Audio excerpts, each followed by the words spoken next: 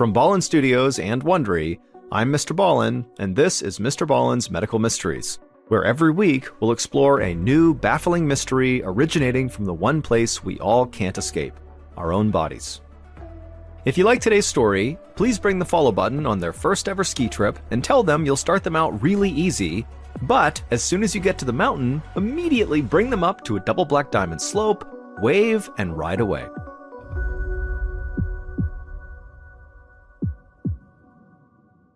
This episode is called The Birds. 60-year-old Douglas Wise knelt down inside of his garden, pulling weeds out of the small vegetable patch behind his townhouse in Queens, New York. It was August 1999, and just like every other day that summer, it was hot and muggy. Doug's shirt stuck to his back as he worked. After he finished pulling up all the weeds, he sprayed the soil with some weed killer. He paused for a moment to admire the fat tomatoes ripening on the vines he'd planted that spring. He intended to use every one of them in homemade marinara sauce. When his garden was looking neat and trim, Doug gathered the weeds into a garbage bag and then took them to the compost bin inside of his garage. Doug tried not to gag as he opened the lid. On hot days like this, the bin could smell absolutely disgusting. He dumped the weeds onto the decaying pile of eggshells and table scraps. Then, to help the composting process along, he took a bucket of rainwater he'd collected the week before and poured a little into the bin.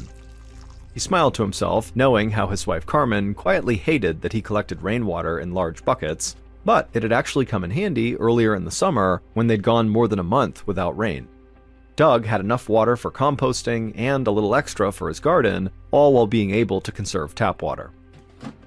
Doug closed the bin and then grabbed a beer from the garage refrigerator and sat in a folding chair on the porch near the sidewalk. After a few hours in his garden, Doug liked to have a drink and people watch. It was his idea of a perfect Sunday afternoon. When Doug finished the last of his beer, he tossed the can into a recycling bin and headed inside for a shower. He was careful not to touch anything on his way to the bathroom. Carmen had just cleaned the house from top to bottom, and she'd kill him if she saw dirt smudges on anything. After Doug rinsed off and had some dinner, he joined his wife in the living room to watch some TV. But as he sat there, he started to feel a headache come on, and so he began rubbing his temples, and he wondered if maybe staring at the screen and straining his eyes was causing this headache. So he asked his wife to turn off the TV. But even after she did, over the next few minutes, his headache only got worse. Doug finally went to the kitchen and took some aspirin. And while that did help his head feel a bit better, his stomach now started to feel queasy. And so Doug told his wife that he just didn't feel right, and so he was going to go to bed early. He wasn't sure if maybe he ate something bad or if he was actually getting sick, like with the flu. Carmen agreed that he should just go to bed because after all, he'd spent the whole day in the yard under the beating sun. Doug kissed his wife goodnight and headed upstairs, hoping to feel better in the morning. But the next morning, when his alarm went off at 7 a.m., he was groggy and still had a headache, and his stomach still churned. Next to him, his wife had sat up, and she turned to him and said, you better get up if you don't want to be late for work. But Doug asked her to grab the phone for him because he felt absolutely terrible and he needed to call in sick. 3 days later, Carmen ladled some chicken noodle soup into a bowl, then placed it on a tray alongside a glass of ginger ale and some saltine crackers. Carefully, she carried it all up the stairs to the bedroom. Doug was in the bedroom, in bed, propped up on pillows. After 3 days of feeling totally sick, he'd lost a lot of fluids and looked very pale. As she set the tray onto the bedside table, she told her husband that she'd also bring him up a Gatorade. Carmen frowned as Doug nodded feebly. Her husband had been sick only a handful of times over the years, and when he was, it was rarely for more than 24 hours, and he had never been this weak and pale. Whatever bug her husband had caught, it had knocked him flat out. Carmen left the bedroom and headed downstairs to get the Gatorade from the fridge, and then when she had it, she went back up the stairs, and when she went back into the bedroom, she was surprised to see that Doug was not eating his soup. She asked if he was hungry, and Doug said that he was, but he said his hands were not steady enough to hold the bowl. Then he asked for Carmen's help walking to the bathroom. He said he was just too weak to get up on his own. Now Carmen was truly concerned. As she helped her husband to his feet and led him to the bathroom, she did her best to conceal her worry. Once Doug came out of the bathroom and was tucked back into his bed, Carmen asked him if he'd like her to feed him some soup. But Doug didn't respond. Instead, he just kind of stared out the window like he didn't even hear her. For several moments, Carmen spoke Doug's name with increasing urgency, but he just continued his glassy stare, saying nothing. Carmen was now terrified. She thought maybe Doug was having a stroke, so she grabbed the phone and called 911. It took a few minutes for an ambulance to arrive. While they waited, Carmen sat on the edge of the bed as Doug seemed to slip in and out of a trance, at times barely registering what was happening around him. By the time the paramedics arrived and moved Doug onto a stretcher, he was barely conscious. Carmen followed the paramedics downstairs and then out to the ambulance waiting in the driveway. She prayed silently as 2 EMTs hoisted up Doug's stretcher and secured it in the back of the ambulance. Then one of the men turned around and offered Carmen a hand, helping her into the back of the ambulance as well. Carmen took a seat on the bench, keeping one hand on her husband.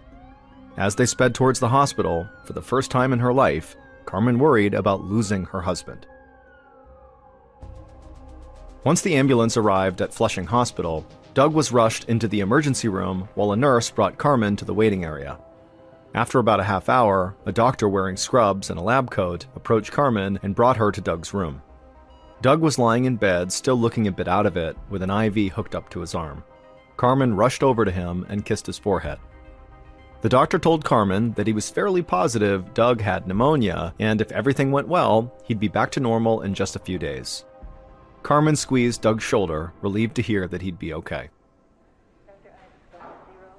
Later that same afternoon, the infectious disease specialist at Flushing Hospital, Dr. Debbie Asnes, was pouring herself a cup of coffee in the staff break room when her pager beeped.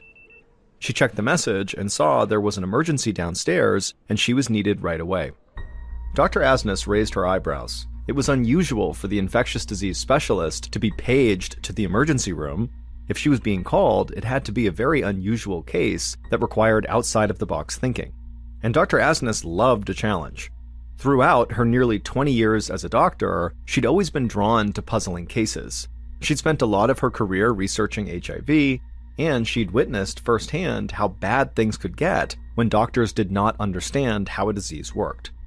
So without a second thought, she set her coffee down, headed out of the break room, and ran to the elevator.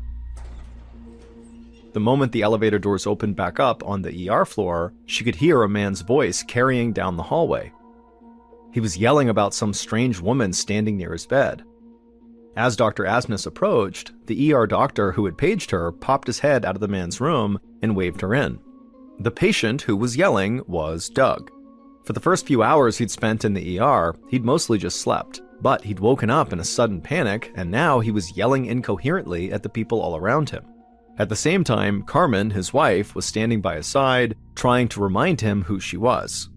As Dr. Asnes watched this, she immediately noticed something strange.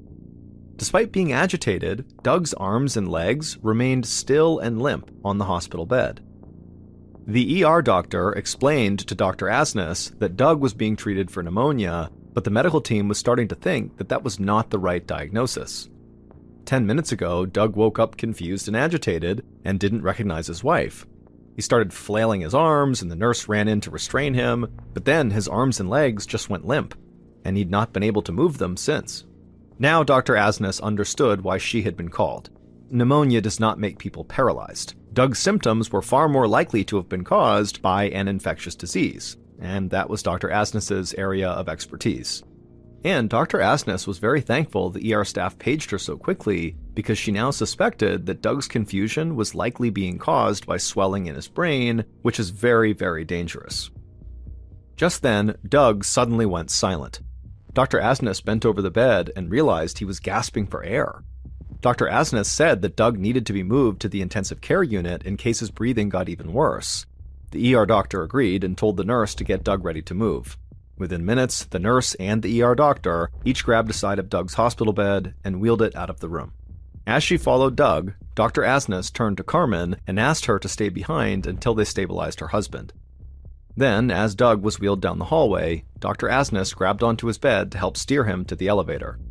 She was already thinking about which tests Doug would need. A few hours later, Dr. Asnes stood in her office reviewing Doug's charts. She had ordered a test of Doug's spinal fluid because to her, something was clearly wrong with his nervous system. but she was puzzled by the results she was looking at. The test found clear evidence of a brain infection called viral encephalitis, but Dr. Asnes was not sure that was correct. Although many of Doug's symptoms were consistent with viral encephalitis, it wouldn't explain his sudden muscle weakness. And Doug's breathing problems were more severe than the doctor normally saw in a case of viral encephalitis. Before Dr. Asnes could think any further, her pager sounded, and when she looked at it, she saw she was needed again in the emergency room. So Dr. Asnes ran back to the elevator, she took it down to the main floor of the hospital, and then she began running down the hallway towards the ER. But when she was only about halfway down the hallway, a colleague came out of the ER and ran right up to her and began telling her about the emergency that she was being called to. A man named Harold Marsh had been rushed in from his home in Queens, which was not far from Doug's home, after suffering a massive heart attack. But it wasn't the heart attack they wanted to talk to her about. They were afraid the heart attack was only part of this man's problems. The colleague from the ER explained to Dr. Asnes that, like the first patient, Doug Wise, Harold, the second patient here, was older but active and healthy. His family reported that he had suddenly developed muscle weakness, flu symptoms, and worst of all, a staggeringly high 105-degree fever. Dr. Asnes felt a knot growing in her chest. Fevers that high were practically unheard of in heart attack patients. Dr. Asnes thanked her colleague and then just ordered Harold to be moved immediately to the ICU. Her mind was racing as she began to connect the dots. Two men living only blocks apart had both come down with the same mysterious symptoms in less than a week. This could be the beginning of an outbreak. For the moment, Harold was stable, so Dr. Asnes hurried back to her office to have some time to think. But as soon as she arrived on the 4th floor where her office was, she saw a nurse sprinting into Doug Wise's room. So Dr. Asnes ran down the hallway and went into Doug's room as well, just in time to see a colleague shove a breathing tube down Doug's throat and hook him up to a ventilator. The colleague, who was an ICU doctor, then explained to Dr. Asnes that Doug's muscle weakness was now so severe that his lungs had basically stopped working. Dr. Asnes was thankful her colleague had acted so quickly, but she was afraid this was only the first case of something much bigger. And if others out in the streets were contracting this virus, the consequences could be catastrophic. Dr. Asnes turned on her heel and rushed toward her office. She needed to alert the New York Health Department right away.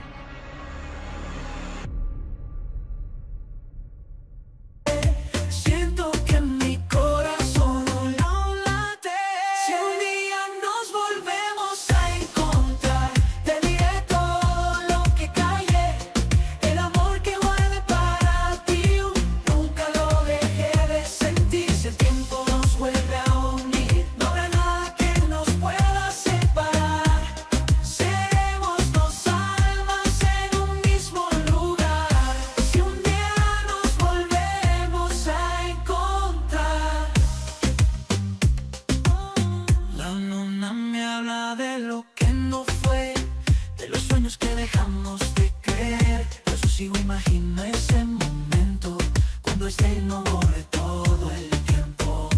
Tal vez el destino nos puede.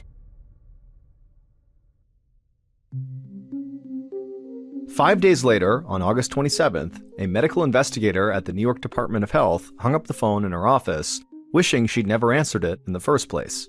Her name was Annie Fine, and after a long week of work, she was ready to go home.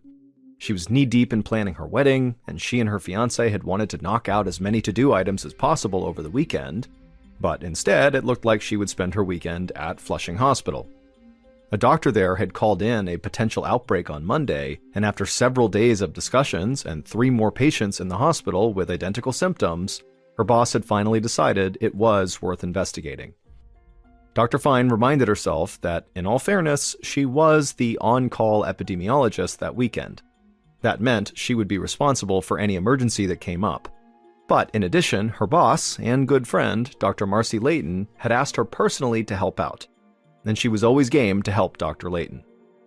So on Saturday morning, Dr. Fine woke up a minute before her alarm clock began screeching. She managed to turn it off before it had the chance to wake her fiancé, and then she quietly got out of bed. Half an hour later, she headed down the stairs of her apartment building and saw Dr. Layton's car parked outside. She smiled as she jumped into the passenger seat, and Dr. Layton laughed and apologized for interrupting her weekend plans. Then Dr. Layton handed Dr. Fine a cup of to-go coffee, and they peeled off toward Flushing Hospital. After a short drive, Dr. Fine and Dr. Layton parked near the hospital and climbed out of the car. As soon as Dr. Layton had stepped onto the curb, she made a disgusted noise, and Dr. Fine turned to look at what she was disgusted at, and she saw there was a dead crow lying in the gutter right near Dr. Layton's feet. Both doctors had been seeing dead crows all over New York that entire summer. So they both just walked around the dead bird, and the two women headed for the hospital.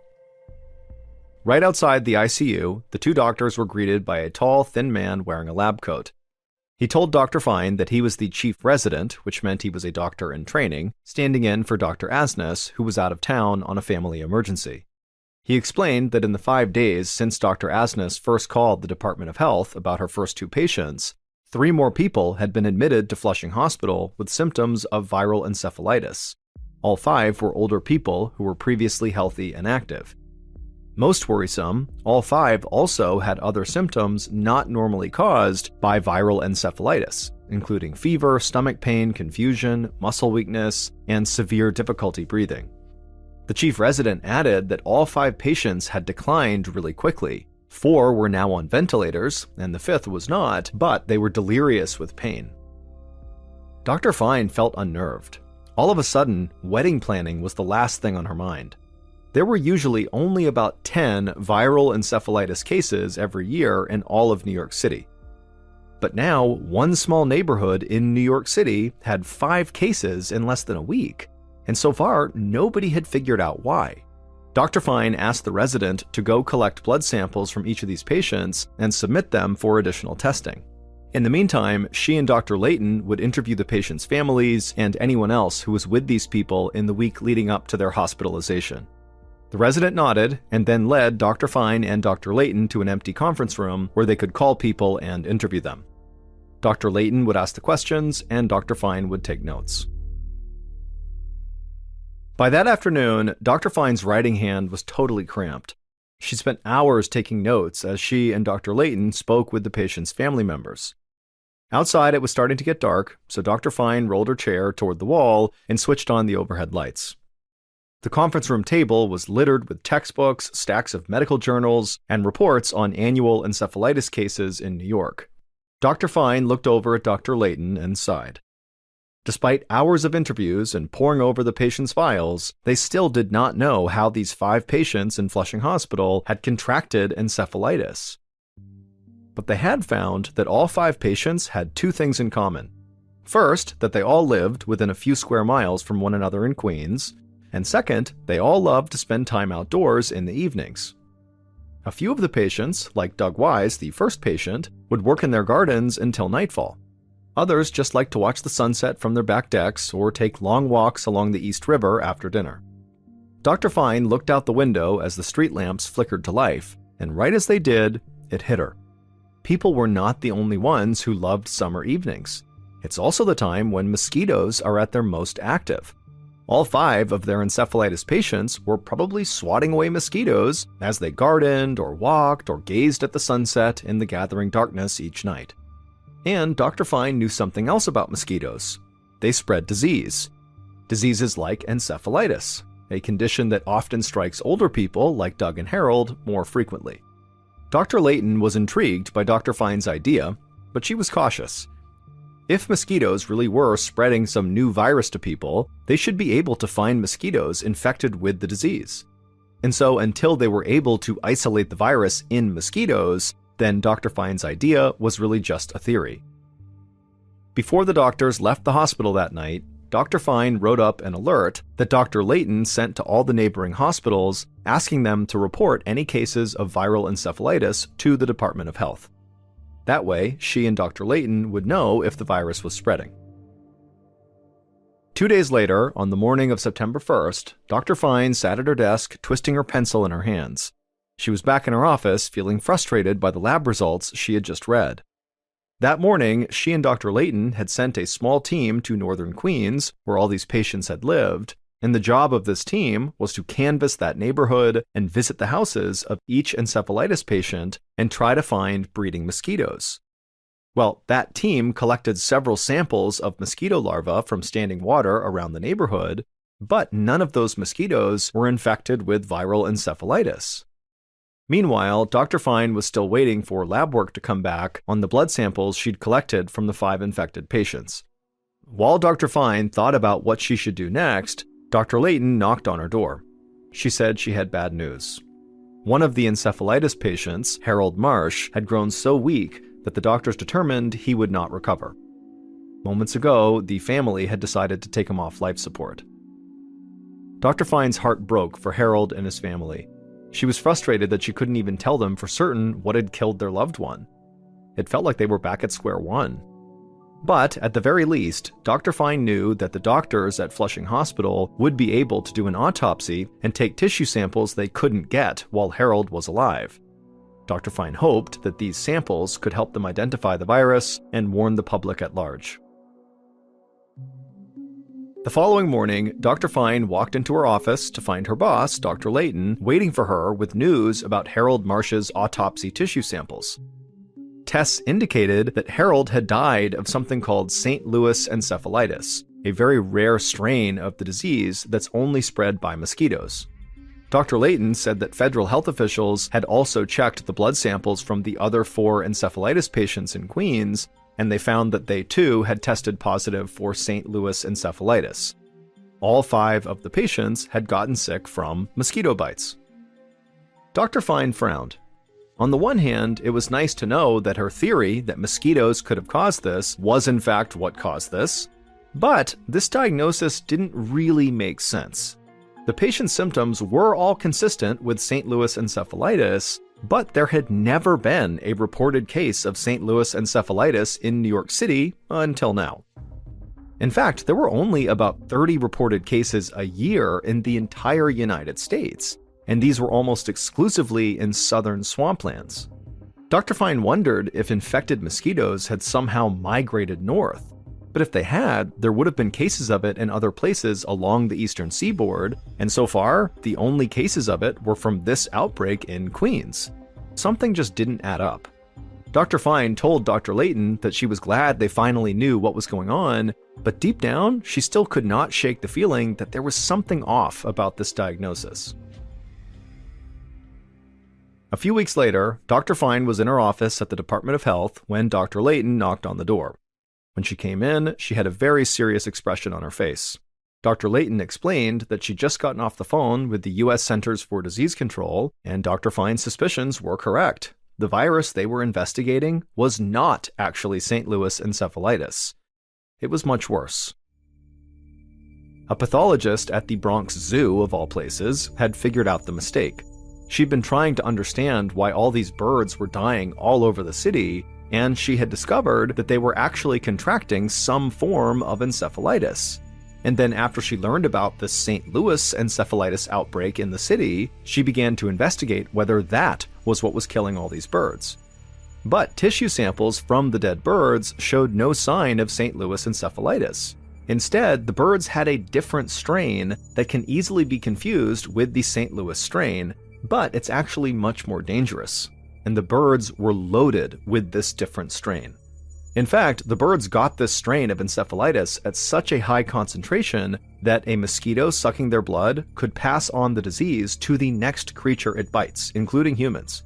And sure enough, when the CDC retested the blood of the patients at Flushing Hospital, they found that they too had the same strain of encephalitis as the birds.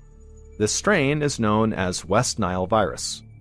West Nile is something that likely lots of people have heard of, but it's actually even more rare than the St. Louis strain, at least in the United States, because until this point, it had never been seen in the United States. It was only really seen in Africa. The CDC suspected that an infected mosquito from some other part of the world had found its way onto a plane maybe, and then come to the US that way, or maybe a sick bird had gotten onto a boat, and that's how the disease came to the United States. But now that this disease had crossed the ocean and arrived in the US, Dr. Fine knew it was here to stay. By the time the CDC put the puzzle together, as many as 1,900 residents of northern Queens were infected with West Nile virus. 62 people landed in the hospital, and 7 people died that summer in 1999 before the mosquitoes disappeared with the fall. And in the years since those initial cases, over 56,000 people have been infected in the United States. 2,776 have died as of 2022.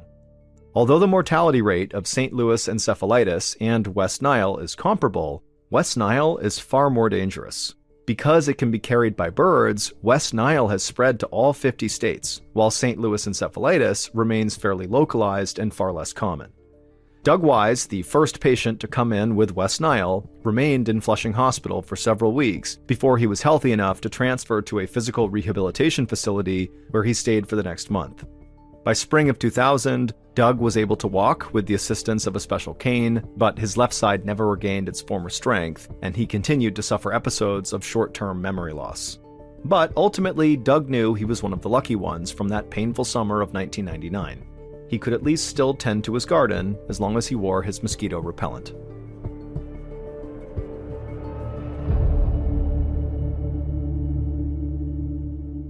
1955, Catherine Knight had the misfortune of being born into a highly dysfunctional and abusive household. Not only was she badly mistreated by her alcoholic parents and cruel older siblings, she was also scorned by the people who lived in the town with her simply because they didn't like her family. Catherine lived in a very small town in New South Wales, Australia, where basically everybody knew each other's business. But despite the abuse, Catherine always tried to focus on the future. She would tell herself that as much as my life is miserable right now, in the future I will have a family of my own and I will take care of them the way I wish my family had taken care of me. But when Catherine became a young woman and began dating men, all of her relationships would always crash and burn because inevitably she and her partner would become toxic and abusive and it would end the relationship. It was like Catherine both didn't know how to be a quality partner and didn't know how to identify a quality partner, likely because she didn't know what that looked like. She had been raised in this horrible household. But in 1995, when Catherine was 40 and really starting to feel desperate for someone to actually love and to love her back, she would meet a man named John Price, who was also 40,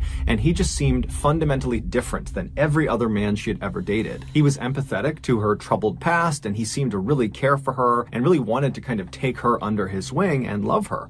And so immediately Catherine just fell head over heels in love with John, and in return it seemed very much like John had fallen head over heels in love with Catherine. That year, Catherine moved into John's house where he lived with his 3 young daughters, who right away took a liking to her. And so for the first time, Catherine felt like her life was really going the way she wanted it to go. But unfortunately, this would not last. Despite the seemingly perfect start to Catherine and John's relationship, it eventually began to sour when Catherine began to ask John if they were ever going to get married.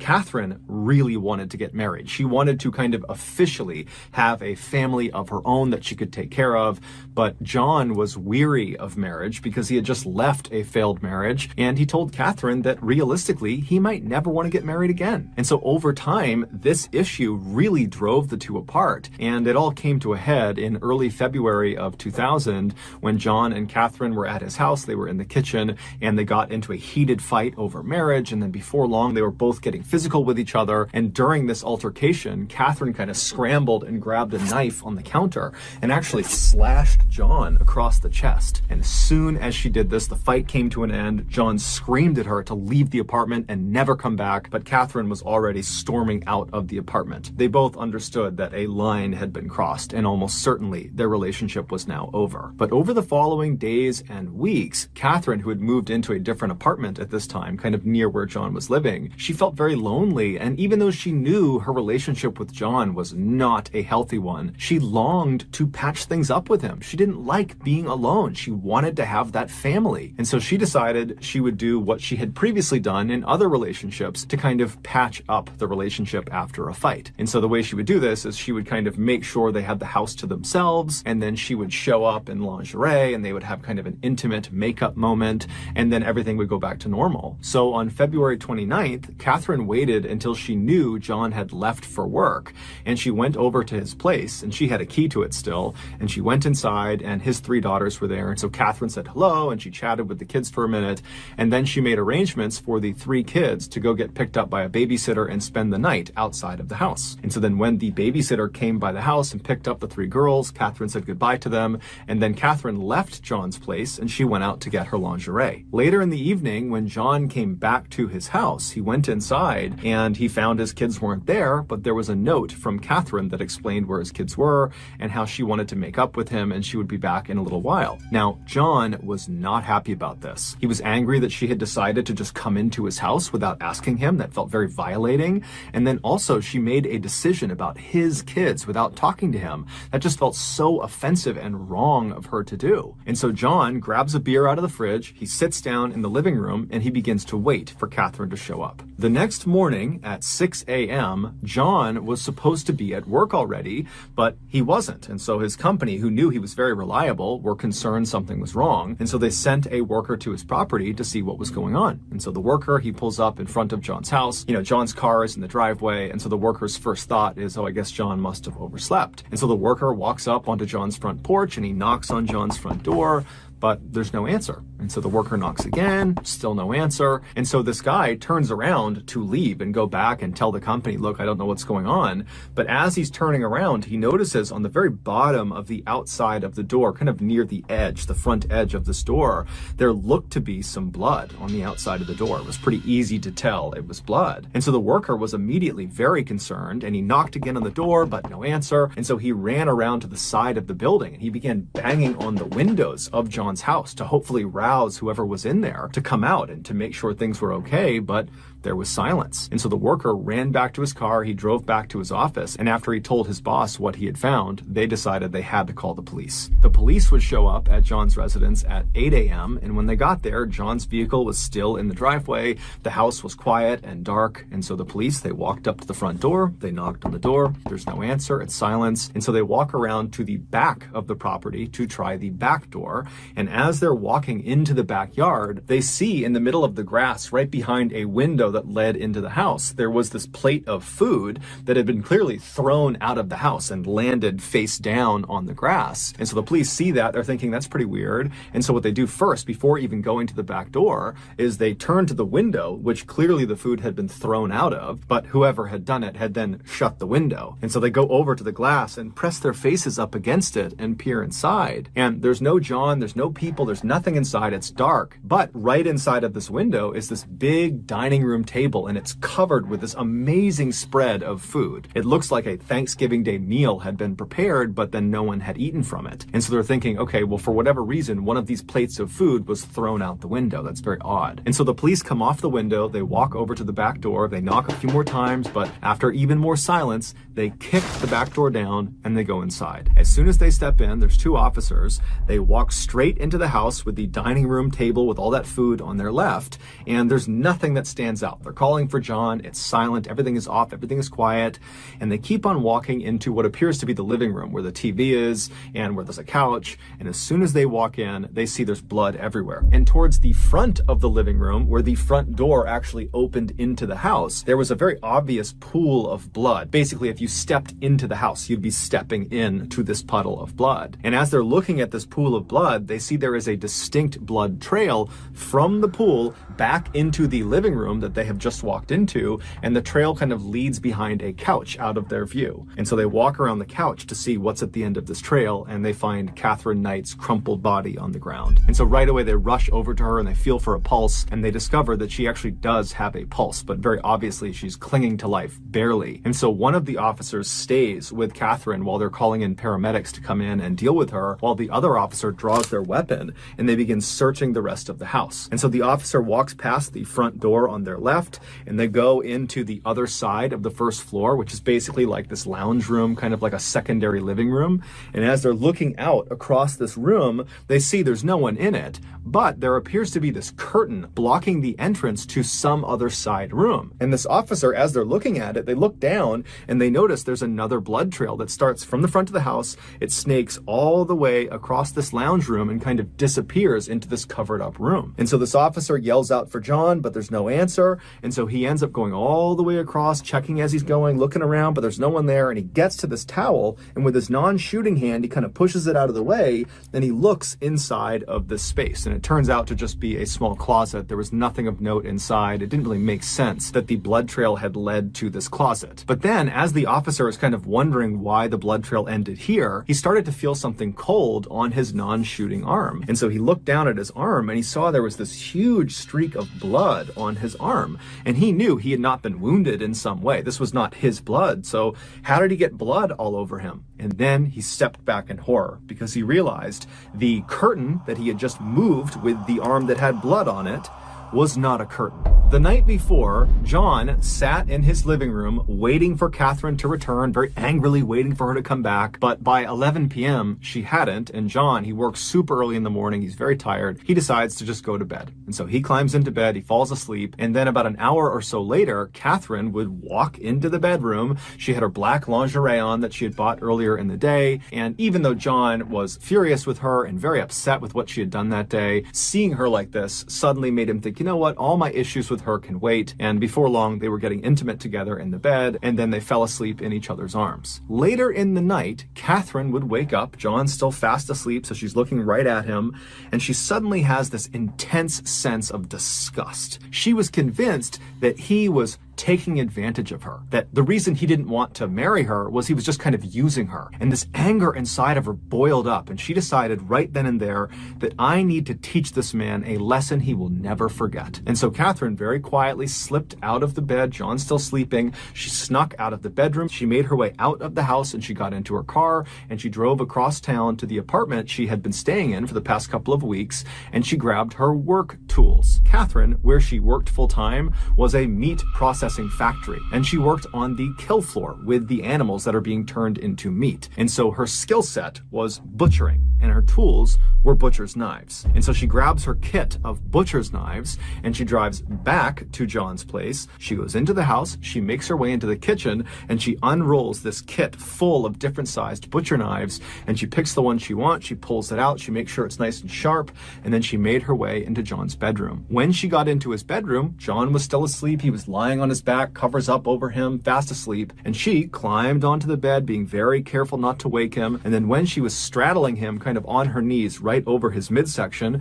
she raised the knife up between her two hands, and she brought it down into his chest. John immediately shot up, bucking Catherine off of him. She went flying onto the floor, and then instinctively, John just begins running out of his bedroom. He has no idea what's happening. He's been stabbed, but he probably can't even feel it. It's all adrenaline. He is just running through the house. But by the time he gets to the front of the house, the blood loss had caused him to be so weak he could barely stand. And so he managed to open the front door, but then he collapsed onto the ground halfway between the inside and outside of the house. And so laying there, he reached out with his bloody hand, and he grabbed the edge of the door that was partially open and tried to pull himself out of the house. And that's how that bloody print was left on the outside of the door that the worker saw. And as he's trying to pull himself out of the house, Catherine, who had gotten up after being knocked off the bed, she ran to the front of the house, and she grabbed his legs, and she pulled him back into the house and then shut the door. And then once he was inside, she got on top of him and stabbed him an additional 36 times all over his body. And then she left him there to bleed to death. And so while he's dying, she goes into the kitchen and she puts on a large pot of water to boil. And then she began setting the plates all around the dining room table for a big family meal. After she was done setting the table, she went back over to John, who was now deceased at this point, and she dragged him all the way across that lounge room on the other side of the house that the officer walked through and then found that curtain. She dragged him all the way across that room to right in front of that closet. closet, and then using her expert skills from working in the meat factory, she proceeded to skin John from his neck all the way down to his toe. And she was so good at it that she was able to skin him in one piece. And she took this skin suit and she draped it over the entrance to this closet. And then she removed John's head from the now skinned torso, and she placed it in the water that she had put on to boil earlier. She was going to use his head to turn it into some sort of broth or gravy. And then she grabbed his skinned torso and dragged it into the kitchen and began butchering it and then making different dishes with his meat, different pies and casseroles. And then after she had made this enormous feast out of John's body, she set the food all around the table that she had already laid out, and then she made little placards, little name cards that had the names of each of John's children on them, and she placed them in front of each of the plates because her intention was to feed them their father. And then Catherine sat down at a plate that she had made for herself, and she began eating John, except it made her sick, and so she opened the window behind her and she threw her plate of food out into the backyard. And then when she turned back around and looked at what she had done, she decided that instead of facing the consequences, she would just take her own life. And so she went into the bathroom, she grabbed some sleeping pills, and then she cut across the front of the house, walking through that pool of blood near the door. She made her way into the living room, she overdosed on sleeping pills, and collapsed on the ground. However, when the paramedics finally showed up the following morning, they were able to save her. And so once she stabilized in the hospital, she was promptly arrested for John's murder. She would ultimately be found guilty. However, she would never take any responsibility. And then during her sentencing phase, she was given life in prison, but the judge made a special clause just for her. He told them that her file needed to be stamped, literally stamped, never to be released. Basically, there was no hope ever of her getting out of prison. And so after she was taken away, she would become the first woman in Australian history to be sentenced to life in prison without the possibility of parole. She is still alive today. So that's going to